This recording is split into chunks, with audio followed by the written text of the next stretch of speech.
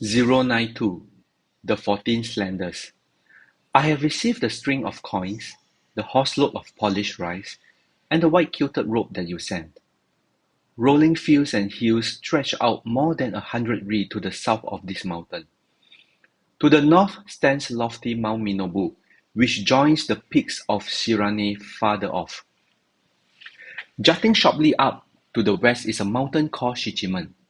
Snow remains on these peaks throughout the year. There is not a single dwelling other than mine in the area. My only visitors, infrequent as they are the monkeys that come swinging through the treetops. And to my regret, even they do not stay for long, but scurry back to where they came from. To the east run the surging waters of the Fuji River, which resemble the flowing sands of the desert. It is extraordinary indeed that you send letters from time to time to this place, whose inaccessibility makes visitors rare. I learned that the scholar Nichiren of Jisoji Temple, upon becoming my disciple, was driven out by his own disciples and lay supporters, and had to give up his lands, so that he now has no place of his own. Nonetheless, he still visits me and takes care of my disciples. What devotion to the way! Nichiren is a sage. He is already unrivaled as a scholar of Buddhism. Yet, he has discarded all desire for fame and fortune and become my disciple. He has lived the words in the sutra, "We care nothing for our bodies or lives." To repay his debts of gratitude to the Buddha, he has taught you and your fellow believers, and inspired you, Matsuno, to make these sincere offerings. All this is truly amazing. The Buddha stated that in the latter age, monks and nuns with the hearts of dogs would be as numerous as the sands of the Ganges. By this, he meant that the priests and nuns of the day would be attached to fame and fortune. Because they wear robes and surplices, they look like ordinary priests and nuns. But in their hearts, they wield a sword of distorted wheels, hastening here and there among their patrons, and filling them with countless lies so as to keep them away from other priests or nuns. Thus, they strive to keep their patrons to themselves and prevent other priests or nuns from coming near them, like a dog who goes to a house to be fed, but growls and springs to attack the moment another dog approaches. Each and every one of these priests and nuns is certain to fall into the evil paths. Being the scholar that he is, Nichiren must have read this passage in the sutra. His unusual consideration and frequent visits to me and my disciples are deeply appreciated. In your letter, you write, quote, "Since I took faith in this sutra, the Lotus, I have continued to recite the 10 factors of life and the verse section of the lifespan chapter and chant daimoku without the slightest neglect. But how great is the difference between the blessings received when a sage chants the daimoku and the blessings received when we chant it." Unquote. To reply, one is in no way superior to the other. The gold that a fool possesses is no different from the gold that a wise man possesses. A fire made by a fool is the same as a fire made by a wise man. However, there is a difference if one chants a daimoku while acting against the intent of this sutra. There are various stages in the practice of this sutra, and various forms of slander exist accordingly. Let me sum them up by quoting from the volume 5 of the Annotations on the words and phrases of the Lotus Sutra. Quote, "In defining the types of evils, the word and phrases of the Lotus Sutra states briefly, 'Expound among the wise but not among the foolish.' One scholar enumerates the type of evil as follows. I will first list the evil causes and then their effects. There are 14 evil causes. 1. Arrogance. 2. Negligence. 3. Wrong views of the self. 4. Shallow understanding. 5. Attachment to earthly desires. 6. Not understanding. 7. Not believing. 8. Scowling with knitted brows. 9. Harboring doubts. 10. Slandering. 11. Despising. 12. Hating. 13. Envying. And 14. bearing grudges." Unquote. Since these 14 slanders apply equally to priesthood and laity, you must be on guard against them. Bodhisattva, never disparaging of old, said that all people have the Buddha nature, and that if they embrace the Lotus Sutra, they will never fail to attain Buddhahood. He further stated that to slight a person is to slight the Buddha himself. Thus, his practice was to revere all people. He revered even those who did not embrace the Lotus Sutra because they too had the Buddha nature and might someday believe in the Sutra. Therefore, it is all the more natural to revere those priests and lay people who do embrace the Sutra.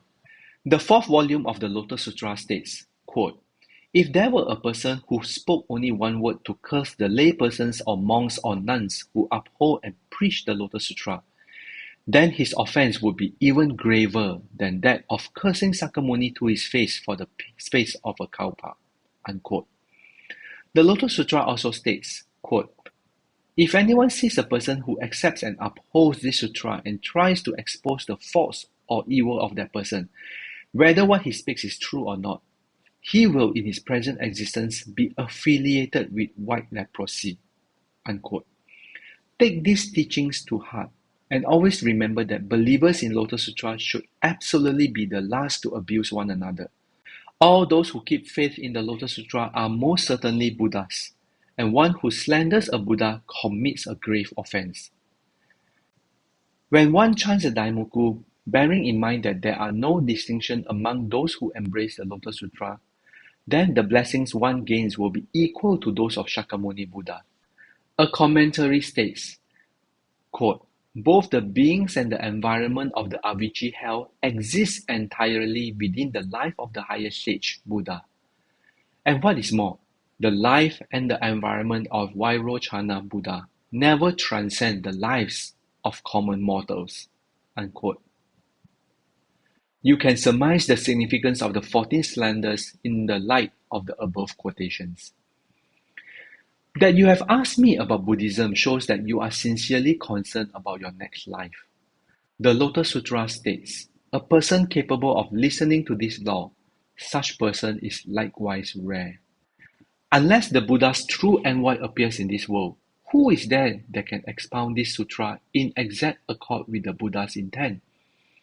Moreover, it would appear that there are very few who ask about the meaning of the sutra in an effort to resolve their doubts, and thus believe in it wholeheartedly.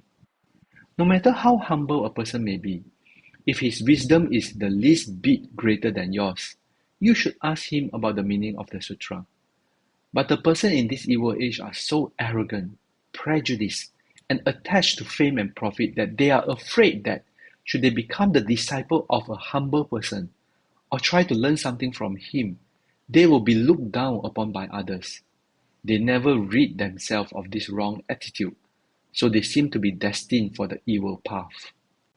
The teacher of the law chapter says, "If you make offerings to the priest who preaches the Lotus Sutra and hear its teachings for even a moment, then you will experience joy because you can gain even greater benefits than one who offers immeasurable treasures to the Buddha for the space of 80 million kalpas."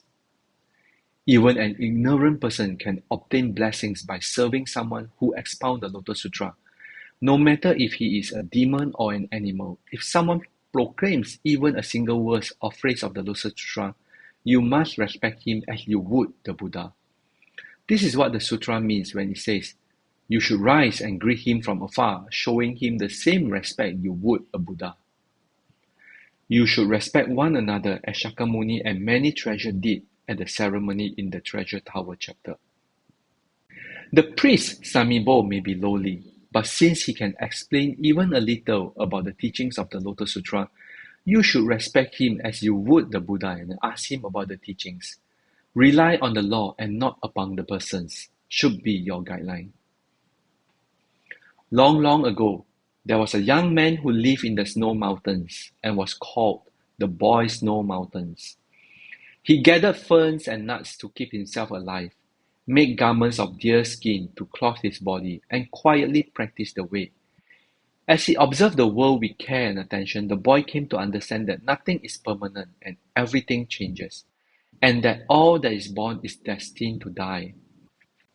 This weary world is as fleeting as a flash of lightning, as the morning dew that vanishes in the sun, as a lamb easily blown out by the wind, or as the fragile leaves of the plantain that are so easily broken.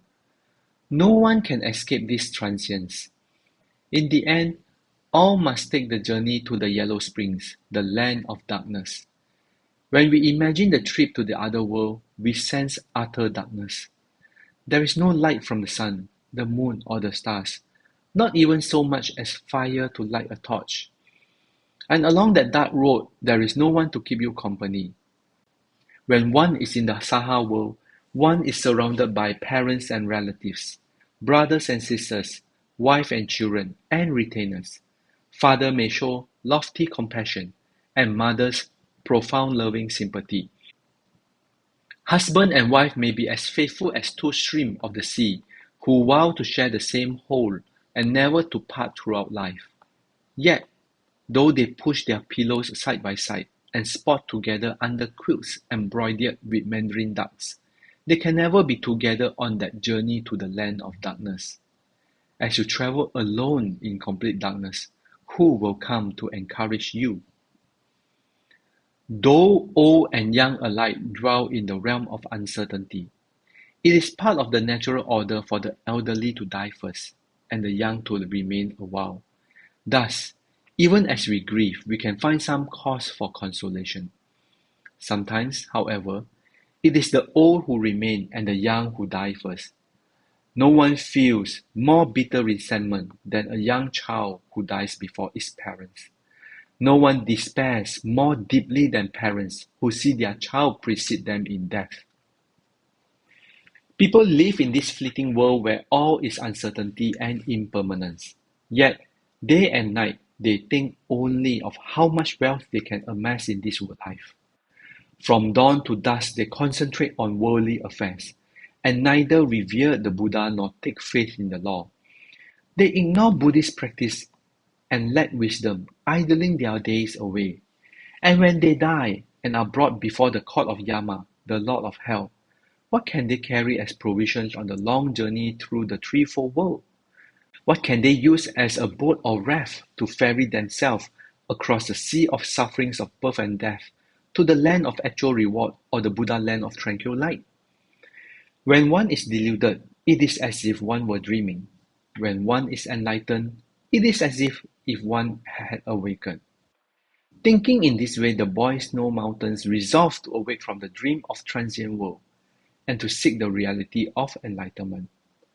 So he secluded himself in the mountains and devoted himself to deep meditation, sweeping away the dust of delusion and befuddlement in his single-minded pursuit of the Buddhist teaching. The god Sakra looked down from heaven and observed the boy Snow Mountains in the distance. He thought to himself, though the baby fish are many, there are few that grow up to be big fish. Though the flowers of the mango trees are many, there are few that turn into fruit. In like manner, there are many people who set their hearts on enlightenment, but only a few who continue their practice and in fact attain the true way. The aspiration for enlightenment in common mortals is often hindered by evil influences and easily swayed by circumstances. Though many warriors don armor, few go without fear into battle. Let me go test this young man's resolve. So saying, Sakra disguised himself as a demon and appeared at the boy's side. At the time, the Buddha had not yet made his appearance in the world, and although the boy Snow Mountains had sought everywhere for the scripture of the great vehicle, he had been unable to learn anything of them. Just then he heard a faint voice saying, "All is changeable. Nothing is constant. This is the law of birth and death." The young man looked all around in amazement, but there was no one in sight except a demon standing nearby. In appearance it was fierce and horrible. The hair on his head were like flames, and the teeth in his mouth were like swords, and his eyes were fixed on the boy in a furious glare. When the boy saw this, he was not frightened in the least. He was so overjoyed at the opportunity to hear something of the Buddhist teaching that he did not even question it. He was like a calf separated from his mother that hears the faint sound of her lowing. Who spoke that verse? There must be more, he thought. And once more he searched all around, but still there was no one to be seen. He wondered if it could have been the demon who recited that verse. But on second thought, that seemed impossible, since the demons must have been born a demon in retribution for some past evil act. The verse was certainly a teaching of the Buddha, and he was sure it could never have come from the mouth of a lowly demon. But as there was no one else about, he asked, "Was it you who preached that verse?" "Don't speak to me," replied the demon. "I have nothing to eat for days. I am starved, exhausted, and almost out of my mind. I may have uttered some sort of nonsense, but in my day's condition, I don't even know what it was. For me, to hear only the first half of that verse," said the boy, "is like seeing only half the moon, or obtaining half a jewel. It must have been you who spoke, so I beg you to teach me the remaining half." The demon replied sarcastically, "You are already enlightened, so you should feel no resentment even if you don't hear the rest of the verse. I'm dying of starvation, and I haven't the strength to speak. Say no more to me." "Could you teach me if you have something to eat?" asked the boy.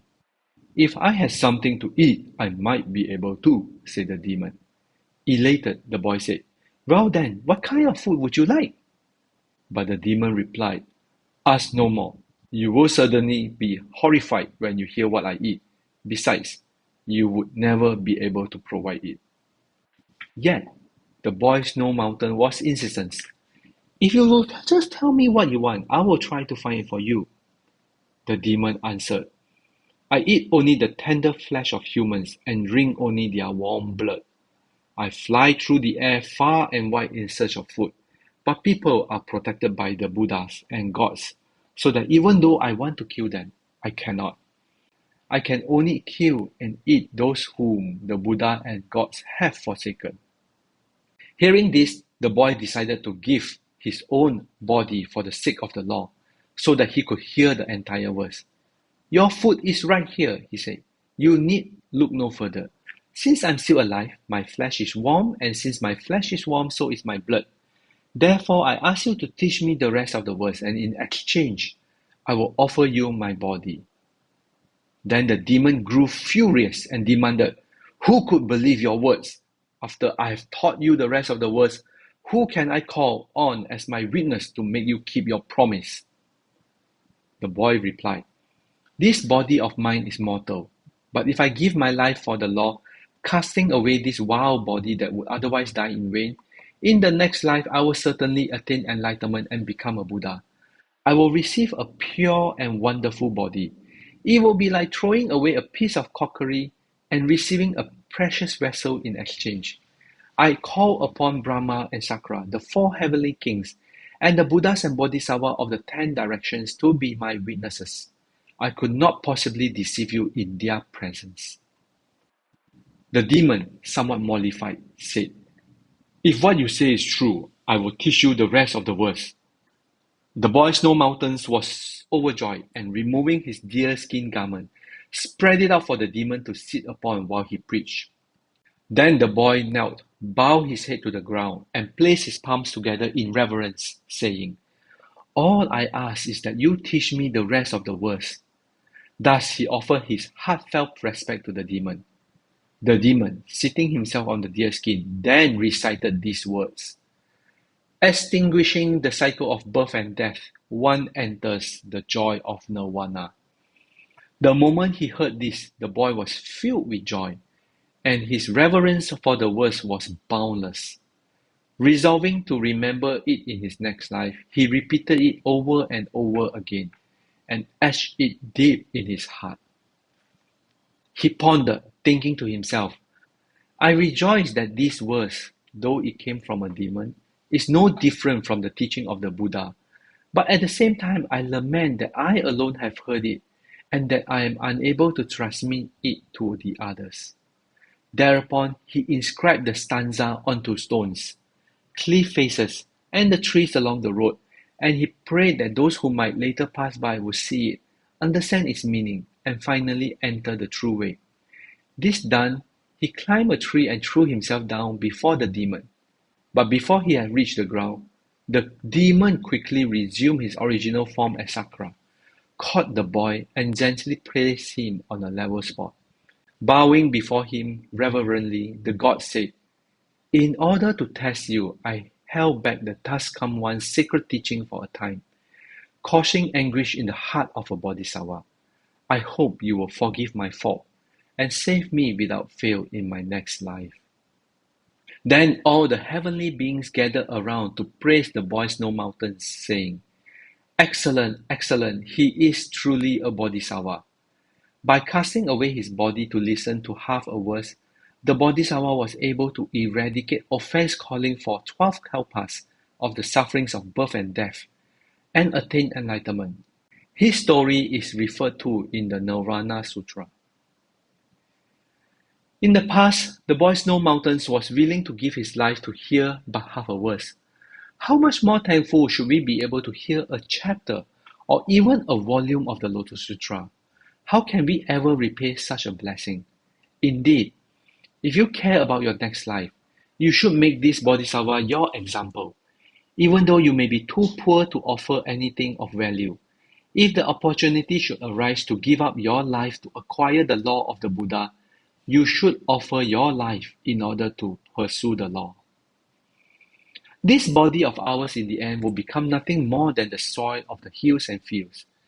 Therefore, it is useless to begrudge your life, for though you may wish to, you cannot cling to it forever. Even people who live a long time rarely live beyond the age of 100, and all the events of a lifetime are like the dream one dreams in a brief nap. Though a person may have been fortunate enough to be born as human being and may have even entered the priesthood, if he fails to study the Buddha's teaching and to refute its slanderers, but simply spend his time in idleness and chatter, then he is no better than an animal dressed in priestly robes. He may call himself a priest and earn his livelihood as such, but in no way does he deserve to be regarded as a true priest. He is nothing but a thief who has stolen the title of a priest. How shameful and frightening. In theoretical teaching of the Lotus Sutra, there is a passage that reads, "We care nothing for our bodies or lives, but are anxious only for the unsurpassed way." Another passage from the essential teaching reads, "Not hesitating even if it costs them their lives." The Nirvana Sutra states, "One body is insignificant while the law is supreme. One should give one's life in order to propagate the law." Thus, both the theoretical and essential teaching of the Lotus Sutra, as well as the Nirvana Sutra, all indicate that one should give one's life to spread the law. It is a grave offense to go against these admonitions, and though invisible to the eye, the error piles up until it sends one plummeting to hell. It is like heat or cold, which has no shape or form that the eye can see. Yet in winter the cold comes to attack the trees and grasses, and humans and beasts, and in the summer the heat comes to torment people and animals. As a lay believer, the important thing for you is to chant Nam-myoho Renge Kyo single-mindedly and to provide support for the priests. And if we go by the words of the Lotus Sutra, you should also teach the sutras to the best of your ability. When the world makes you feel downcast, you should chant Nam-myoho Renge Kyo, remembering that although the suffering of this life are painful, those in the next life could be much worse. And when you are happy, you should remember that your happiness in this life is nothing but a dream within a dream, and that the only true happiness is that found in the pure land of Eagle Peak. And with the thought in mind, chant Nam-myoho Renge Kyo. Continue your practice without backsliding until the final moment of your life. And when the time comes, behold, when you climb the mountain of perfect enlightenment and gaze around you in all directions, then to your amazement you will see that the entire realm of phenomena is the land of tranquil light. The ground will be of lapis lazuli, and the 8 paths will be set apart by golden ropes. Four kinds of flowers will fall from the heavens, and music will resound in the air. All Buddhas and Bodhisattvas will be present in complete joy, caressed by the breezes of eternity, happiness, true self, and purity. The time is fast approaching when we too will count ourselves among their number. But if we are weak in faith, we will never reach that wonderful place. If you still have questions, I am waiting to hear them. Respectfully, Nichiren. The 9th day of the 12th month in the 2nd year of Kenji, 1276, cyclical sign Hinone. Reply to Matsuno. Background.